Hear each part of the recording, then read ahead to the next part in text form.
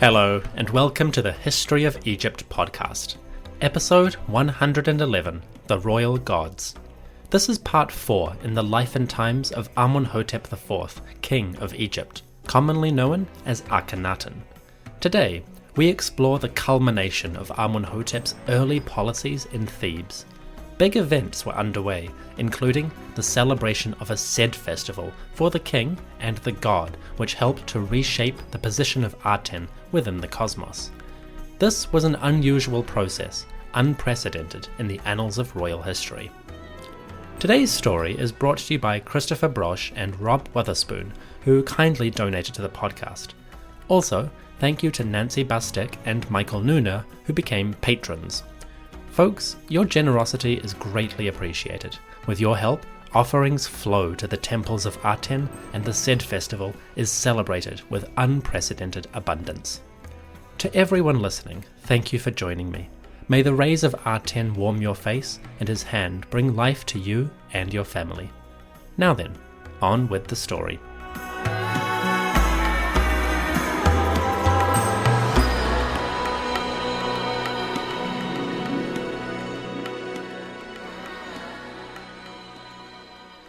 The year was 1360 BCE, regnal year 3 under the majesty of Amunhotep IV, Nefer-kheperu-Re Amunhotep.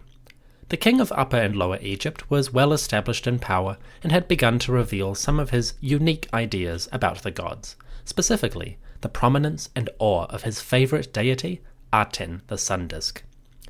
Previously, Amunhotep had expressed his ideas modestly, but with increasing confidence as he and his authority grew. In year 2, he had declared his love for the god, one beside whom there was no equal, and he had commissioned temples to Aten in the sacred precinct of Karnak. In the Gemet Pa Aten and the Rwd-Mnw, Pharaoh glorified the sun disk in sculpture and two-dimensional art. Also, the Aten himself had received a makeover. The sun god was no longer a conventional deity with a human body and a falcon head. Instead, Aten was now an abstract disk with arms, rays, emanating from his body. In this pure form, Aten and the pharaoh who loved him were reaching the culmination of their early development.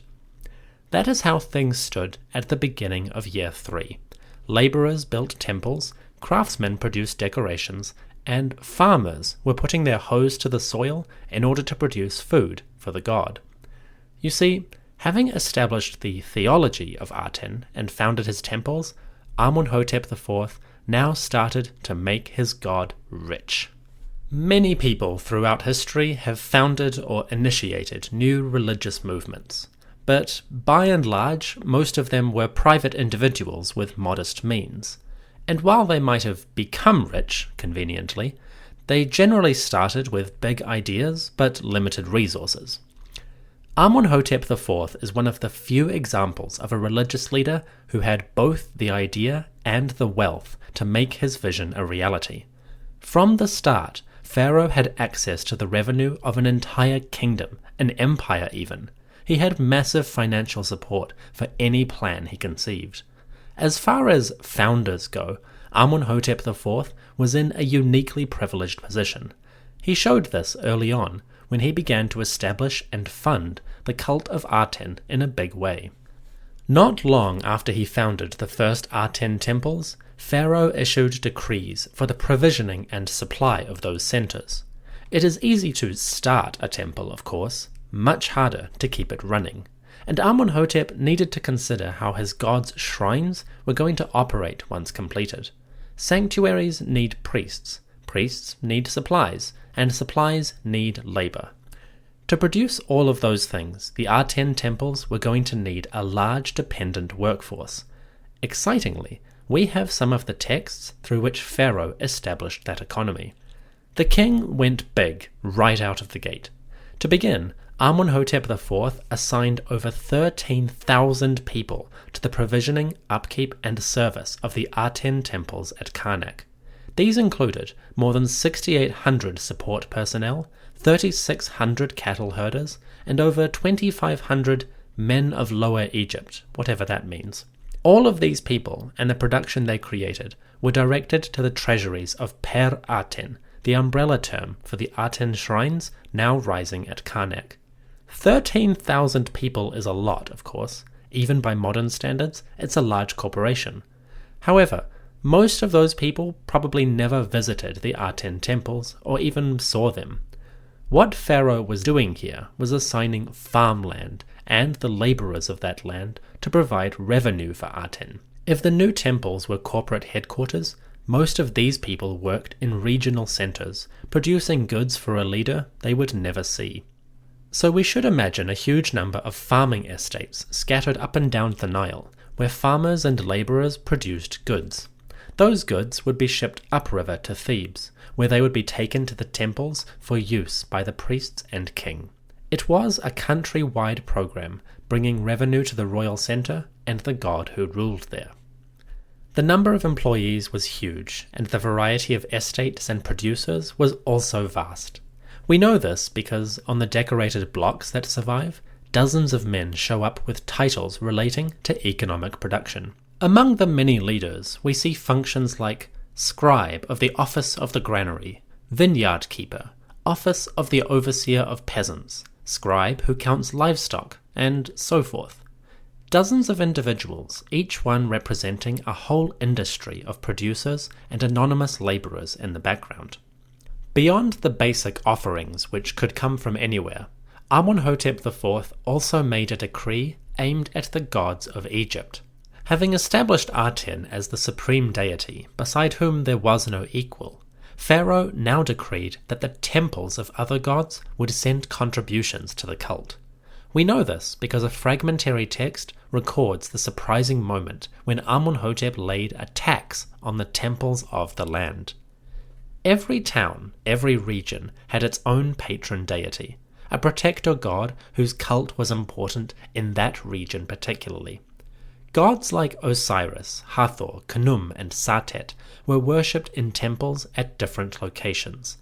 Those temples grew wealthy from their communities and the farmlands that served them. Now, the pharaoh of Egypt appropriated some of that wealth and directed it to the cult of his god. Quote, "The things which are dedicated to the house of Aten in southern Heliopolis, which the king of Upper and Lower Egypt, Nefer-kheperu-Re Amunhotep, dedicated to his father, Horus Aten, as the tax of each year. The gods and goddesses of the north shall provide this tax: Horus of Charu, Horus, lord of Athribis, Osiris of Busiris, Re of the great mansion, perhaps Heliopolis, and Hathor, lady of the field of Re.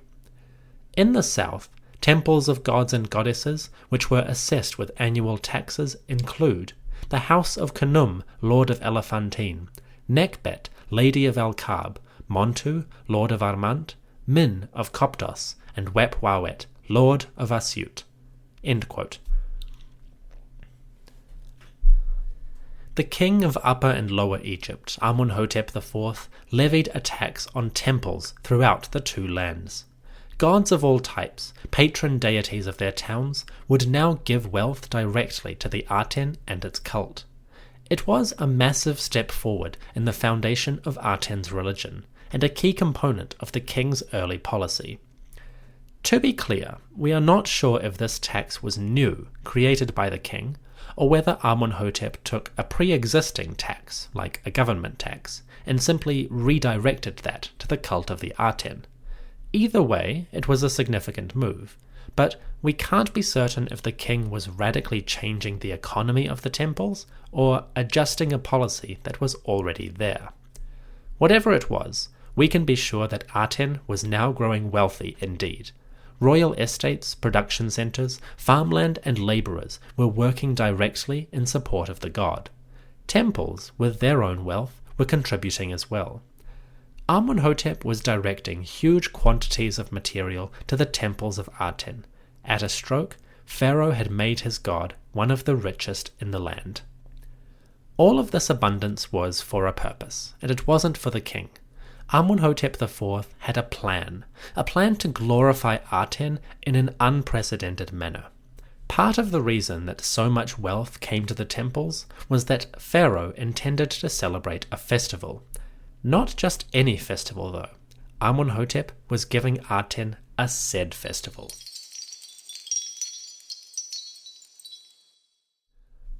Early in his reign, Amunhotep IV ordered a massive celebration at Thebes. A Sed-Festival would be held at Karnak, and, in a strange twist, it would be celebrated jointly by the king and the Aten. This was a bold move. Certainly it would raise the god's prestige and give him prominence in the world, but the idea of a Sed-Fest for a deity was unprecedented as far as we can tell. Once we get into it though, it does seem to be a logical culmination of the king's strange ideas. The Sed-Festival, or Heb-Sed, took place around late 1360 or early 1359. It's not exactly clear. Different scholars put it at different moments, some as early as year 2, others as late as year 4. I'm going with a middle date, but this is just convenience. Don't quote me on it. Anyway, we've seen enough Sed-Festivals to know that they were a lavish affair. Processions and rituals, convocations of the powerful, adorations of the king. Foreign emissaries came to give tribute. High officials prostrated themselves before the splendor of Pharaoh. They were grand pageants, full of rituals and performance. Or at least, that's how it went normally. The Heb-Sed of Amunhotep IV / Aten was quite different from what previous rulers had done. Traditionally, we would see Pharaoh engaging in rituals and celebrations, physical performances and feats. The events of Amunhotep III, for example, saw that king leading rituals like raising the Jed pillar, sailing on the night bark of Re, and the Battle of Pe and Dep. Those events, and many others, helped to rejuvenate a pharaoh's power and renew the links between ruler, humanity, and the gods. They were good events, valuable ones, events that dated back to the Old Kingdom and earlier. Unfortunately, Amunhotep IV discarded a lot of those practices. The new pharaoh's Sed-Fest was quite different from what came before. All of the old rituals were missing, at least from the artistic record. Instead, Amunhotep seems to have stripped things back to a more direct communion.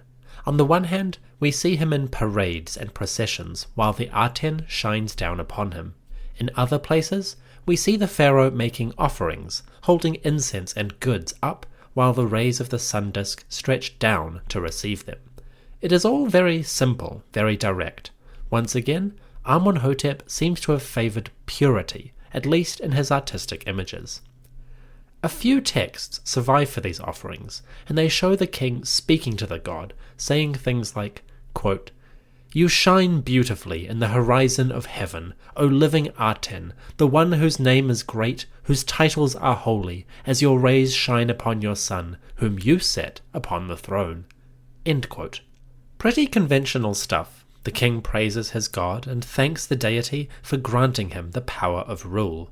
We've seen this sort of language before, with pharaohs making offerings to gods like Amun-Re, Re-Horakti, Atum, Montu, and Ptah. It's standard stuff, but it is nice flavour, especially when the king talks about Aten's rays shining upon your son. It reminds you how much of this the king took personally, and it gives excellent insights into how the pharaoh saw himself. In most of these scenes, Amunhotep tends to be alone. He occupies an entire layer or register to himself, and only servants accompany him. Carried in a portable throne, which is designed to look like the hieroglyph Heb, or festival, Amunhotep IV wears the white crown of Upper Egypt and the costume of the Sed. Above him, Aten shines down exclusively, its rays touching only the king, and they hold symbols of Ankh, or life, before his face. Always, the sun disk and the pharaoh are in a unique relationship, one that no one else shares. These kinds of motifs are rife throughout the Sed-Festival imagery, and it's clearly a culmination of Amunhotep's claim to being the Rwd-Mnw, or Re's one and only. That exclusivity, that drive for uniqueness, was powerfully visible at the king's Sed-Fest. Of course, it wouldn't be a royal celebration without plenty of parades, and we see those in huge quantities on the Karnak blocks. Pharaoh shows up riding his chariot, or in a litter carried by servants. He leads processions along with Nefertiti and 3 of their daughters, who would have been quite young at the time, but we'll meet them soon.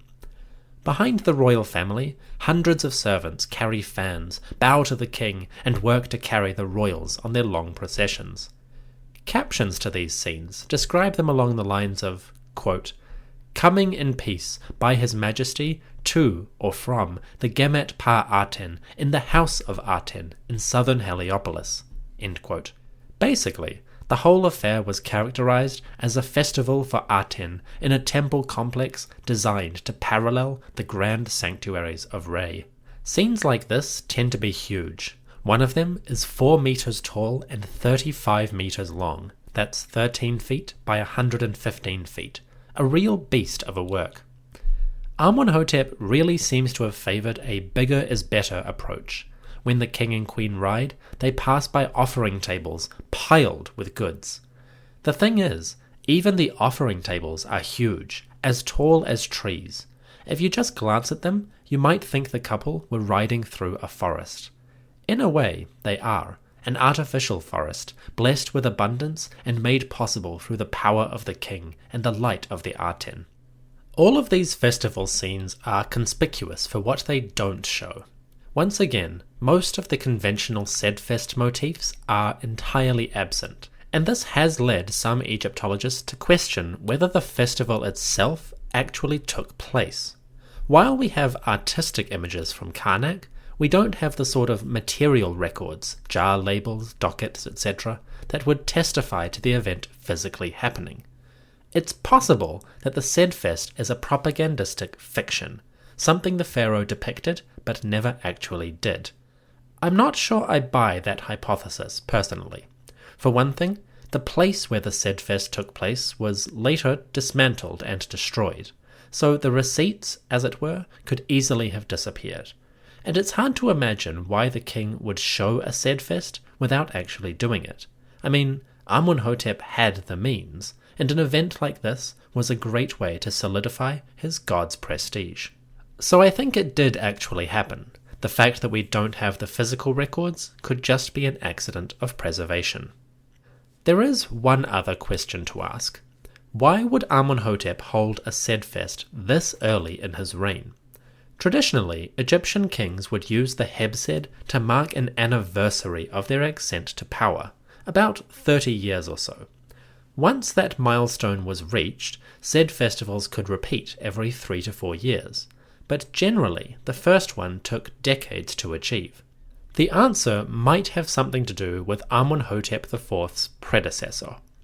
It had been just 5 years since Amunhotep III had celebrated the last of his 3 jubilees, and it's possible that the new pharaoh wanted to present his reign as a direct continuation of his father's. As we'll see later, the connections between Amunhotep III and Aten are many, and it's possible that Amunhotep IV treated Aten as a sort of overarching ruler. In this idea, the Aten had ruled forever, and it was entirely appropriate to celebrate Sed-Festivals as frequently as he wished. If that's the case, it might explain why we get a royal jubilee this early in the reign. There is one last aspect of the Sed-Festival that's worth talking about. It has to do with the guests, the people not participating but visiting in order to witness the event and pay their respects. As we close this chapter, I want to give a shout out to the foreigners who came offering tribute to the pharaoh. 18th dynasty Sed-Festivals took place in a time of empire. Egyptians were supreme in the might of their armies and the extent of their authority. In terms of landmass and population, no other local kingdom could match them. With that in mind, the Sed-Festivals we know about, mainly the ones of Amunhotep III and IV, seem to have included a large congregation of foreigners who came giving tribute to the pharaoh. Amunhotep IV, like his father, included a large foreign element in his Sed-Festival. On a number of blocks from the Aten temples, we see men coming before the pharaoh to give obedience.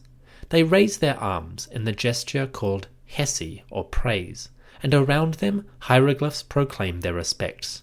Quote, "Giving adoration to the younger god by the chiefs of every foreign country, presenting tribute to the victorious king by the chiefs of Naharin, Mitanni, and the chieftains of Cush, Nubia. The leaders of every remote country have come, bearing every type of good thing, so that they may live." End quote. Chieftains of many foreign lands, from the colonial territories of Nubia to the allied kingdom of Mitanni, came bearing tribute for the pharaoh of Egypt. We see them praising the king, and some of them are bound in shackles like prisoners.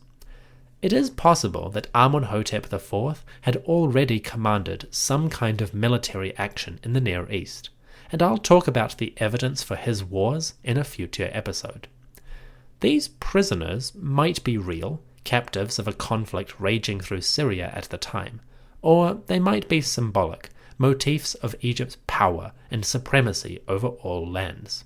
Either way, Amunhotep IV played the Lord of all foreign countries card quite strongly, and the surviving scenes from Karnak show a huge number of foreigners coming before him to offer their subservience.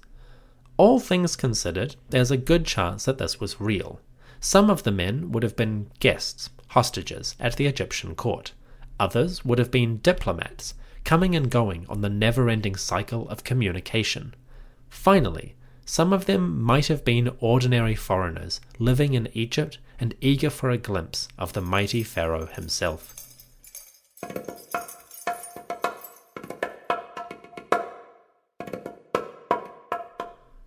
Amunhotep's Sed-Fest, a joint celebration between the king and his god, was probably a lavish affair.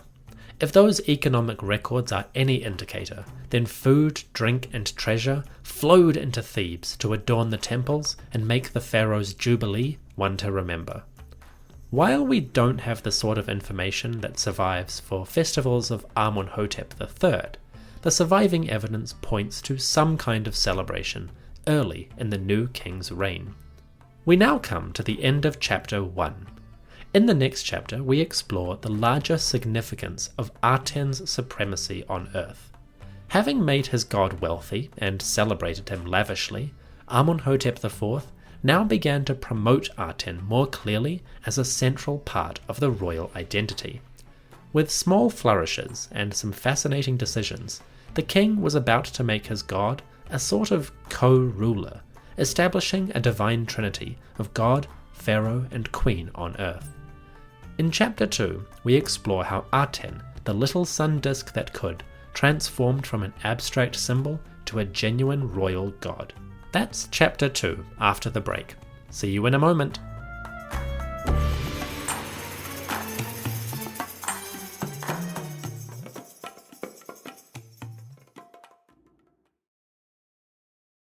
The year was 1359 BCE, regnal year 4 under the majesty of Nefer-kheperu-Re Amunhotep Amunhotep IV, the god who rules Thebes.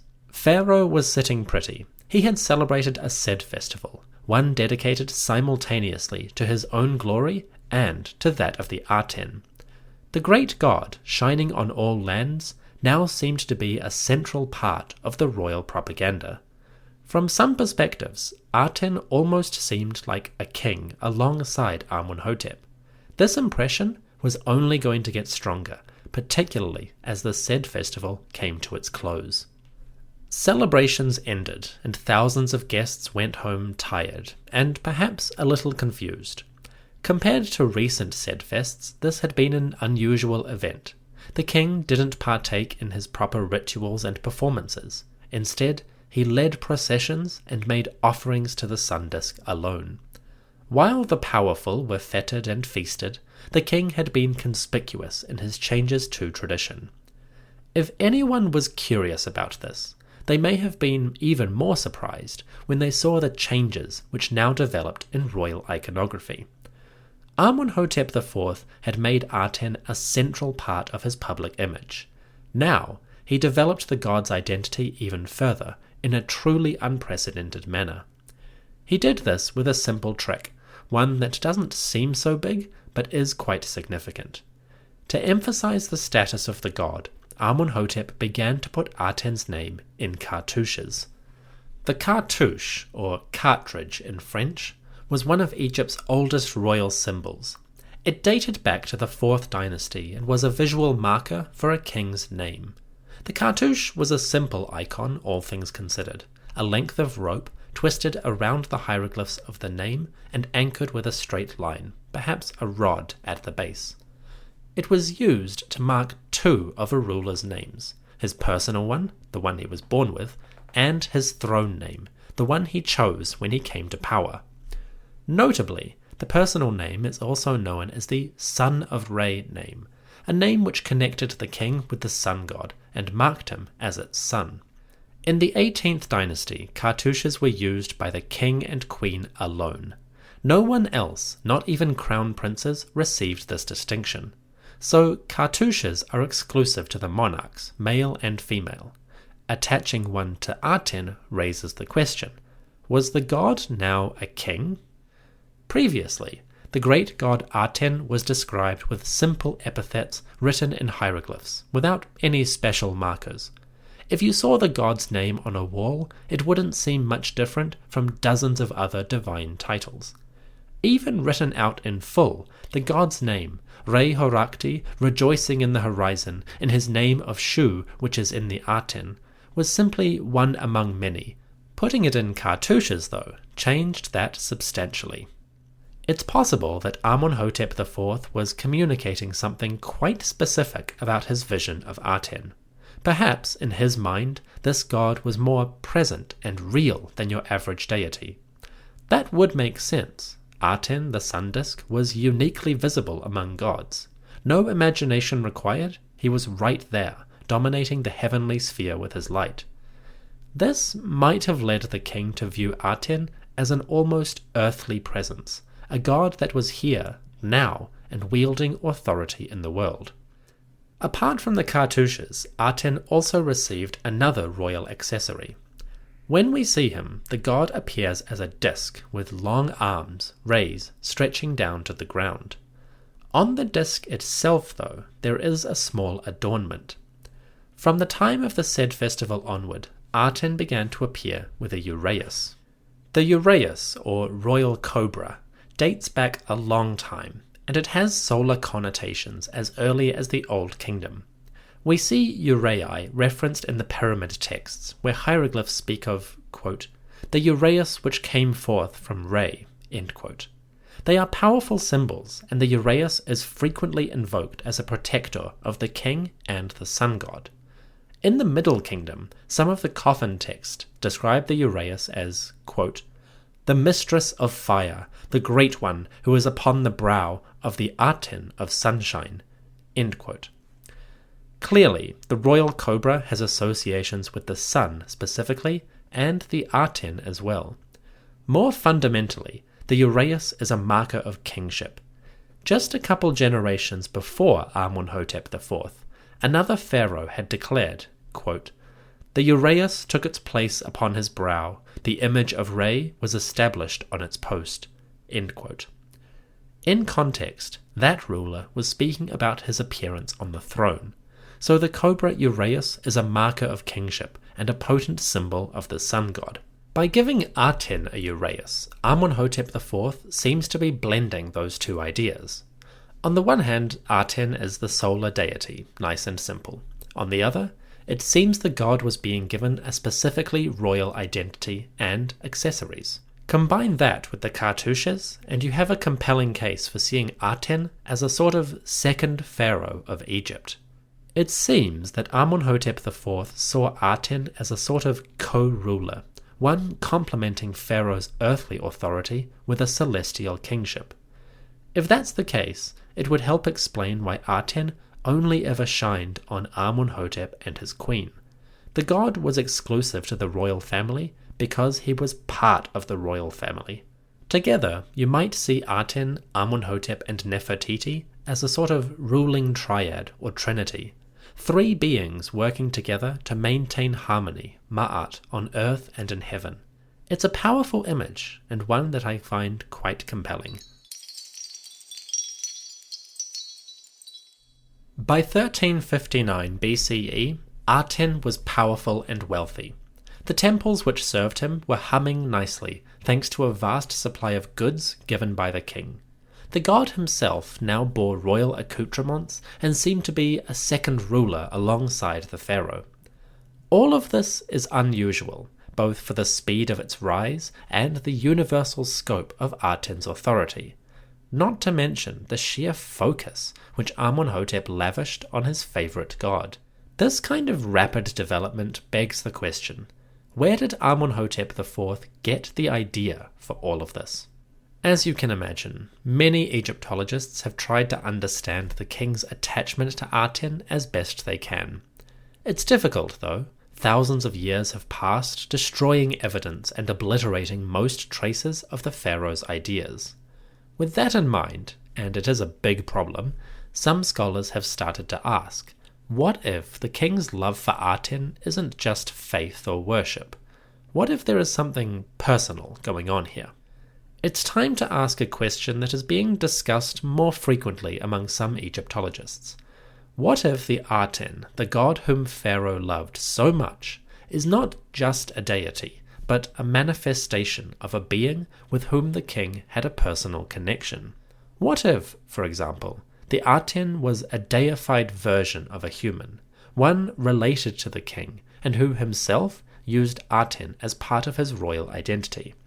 In short, what if Aten is Amunhotep III? It is totally impossible to separate Amunhotep IV from his father. The two go hand in hand, and the deeds of the elder shine down on the younger, for better and for worse. What if some of Amunhotep III's policies filtered into the consciousness of his son and helped to shape his ideas of the Aten? Before I explore this, I must stress that this is just a hypothesis. There is not enough evidence to make it a smoking gun theory. Think of it as a thought experiment, which some Egyptologists are conducting to understand the peculiar fascination which Amunhotep IV had with this god. With that in mind, here are some reasons why Aten might, just might, be a manifestation of Amunhotep III. Back in episode 105, I spoke at length about how Neb-Ma'at-Re Amunhotep III slowly altered his identity from a living Horus to something like a living Re. From the occasion of his first Sed-Festival, Amunhotep III had styled himself as a new type of pharaoh, one who straddled the line between earth and heaven more explicitly than any monarch before. Whether it was building temples to himself and his queen down in Nubia, expanding Luxor Temple to become a home for the royal Ka, or naming his palace Neb-Ma'at-Re is the dazzling Aten, Amunhotep IV had created a new persona for the pharaoh. It's not clear whether that king intended it to apply just to himself or to all monarchs who followed. But what is clear is that Neb-Ma'at-Re, Egypt's dazzling sun, was a whole new breed of royal splendor and divinity. Surely that must have had an impact on his child. As a prince, Amunhotep IV might have become quite caught up in the mythology which surrounded his father. Intentionally or not, the power of Neb-Ma'at-Re, the dazzling Aten, must have had some influence on the prince as he grew up at court. By the end of his life, the aging pharaoh was referring to himself as a living god. What effect would that have on a young man preparing to inherit the throne? It's impossible to know, but you have to wonder if young Amunhotep IV watched his father's authority grow and felt some stirrings of faith early on in his life. What would the prince feel when he looked at his father's pageantry? Would he be awed, terrified, excited, or inspired? We will never know for sure, but any one of those emotions could have inspired a kind of devotion that transcended ordinary faith. We know that Amunhotep IV called Aten his father in many texts. That doesn't mean much by itself. Pharaohs did it all the time when talking about Amun-Re, Re-Horakti, and so forth. It's quite conventional. But considering that Amunhotep III spent the last few years of his life talking about Aten, it's possible that rhetoric filtered into his son's consciousness and helped shape the prince's future conduct. While most pharaohs treated the child of God thing quite conventionally, maybe Amunhotep IV genuinely meant it when he said, "Aten is my father." For nearly a decade, Neb-Maat-Re referred to himself as a kind of living deity. What about when he died, though? Well, it's possible that after his death, Amunhotep III, the dazzling Aten, was elevated from the status of earthly monarch, or earthly god, to a more heavenly form of the title he had used in life. Amunhotep III and the Aten might be the same being in different forms. The notion that Aten is a deified version of Amunhotep III is still just a hypothesis. The surviving evidence is not crystal clear on whether the pharaoh was speaking generally, in conventional terms, or if he genuinely meant that Aten was his father. Maybe it was a bit of both, or maybe he had more abstract ideas going on in his mind. Unfortunately, what evidence that survives can be interpreted either way, and Egyptologists have not reached a conclusion just yet. Still, it is a fascinating idea, and it might explain why this pharaoh seemed so passionately invested in the Aten cult. That being said, it's not the only explanation that fits, and we will explore 18th dynasty solar theology in a future episode. For now, the notion of the Aten Amunhotep III is an exciting proposition awaiting a bit more detail. The Sed-Festival finished, and Amunhotep IV could congratulate himself on a successful program of reform. As we round out this episode, there is one last question hanging over these events. With all of this change going on, you would be forgiven for wondering, how exactly did other Egyptians feel about the pharaoh's policies?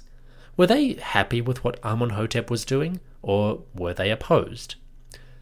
As with most things in life, people's opinions probably had a lot to do with their own personal positions, needs, and ideas. Some people probably didn't care about all this. Others might have been interested, but not too concerned. Some might have been devout believers, and others may have been frustrated by the angle Pharaoh was taking. One group who may have been concerned with royal policy was the one representing the temple of Amun-Re at Karnak. The priests of this institution had traditionally enjoyed immense prestige, wealth, and access to royal authority. The last few years, though, had seen a steady shift in political relationships. The more attention the king gave to Aten, the less he was giving to the great royal god Amun. Whatever most people felt, Amun-Re and his priests were being left out in the cold. In one case, this was happening quite literally. In regnal year 4, maybe around the time of the Sed-Festival, a set of records show up in the deserts east of the Nile. They come from the Wadi Hammamat, a famous but inaccessible part of the country where kings had sent expeditions to obtain copper, gold, and stone for their projects. Out here, records carved into cliff faces tell of the mining expeditions sent by different rulers. One of these miners was none other than the high priest of Amun. A rock carving in the desert tells how, in regnal year 4, an expedition came to the Wadi Hammamat led by the high priest of Amun. His name was Maya, the first prophet of Amun, or Nefer-kheperu-Re. Maya came at the command of the king, Amunhotep IV, in order to quarry statues made of greywacke, a type of dark sandstone. Accompanying him, Maya brought 250 soldiers and 3 officers, charged with protecting him on the expedition. This group left a string of rock carvings in the Wadi Hammamat, carvings that have been identified and translated, and which seem to indicate a suspiciously timed expedition on behalf of the pharaoh. It seems that Amunhotep IV sent the high priest of Amun and a large contingent of soldiers out into the desert around the time that he held a Sed-Festival for Aten. Why would he do this? Well, it's tempting to suggest that the king did not want a priest of the old guard hanging around, complicating his affairs. We can't be certain that's the case, but the timing of the expedition and the choice to send a high priest of all people are certainly suspicious. I think it's entirely possible that the pharaoh was concerned about the impact some of his policies might have, and he wanted to avoid the issue by having a prominent official out of town when his Sed-Festival occurred.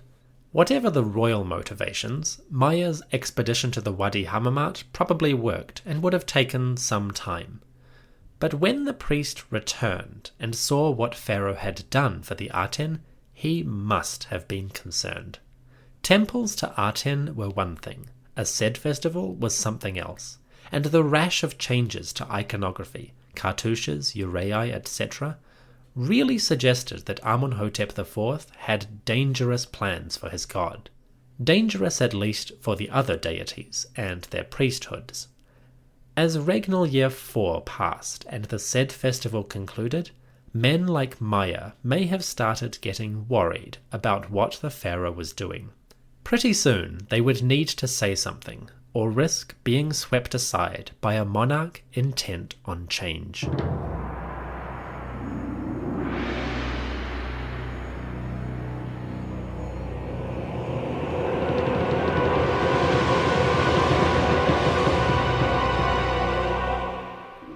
Regnal year 4 was a watershed moment in Amunhotep IV's reign.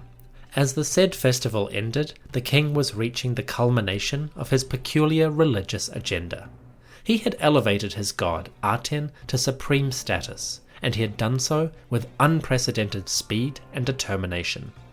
Older gods, like Amun or Re, had taken centuries to rise. Aten had done it in just a few years. The king was not finished with his reforms, though, not by a long shot. You see, along with the economic policies, the celebrations of Aten and the building of grand temples, Amunhotep IV also introduced massive changes in art. Around the time of the Sed-Fest, the pharaoh of Egypt started a revolution in visual imagery. With a host of changes, he reshaped, literally, the fundamental tenets of Egyptian art as we and they knew it.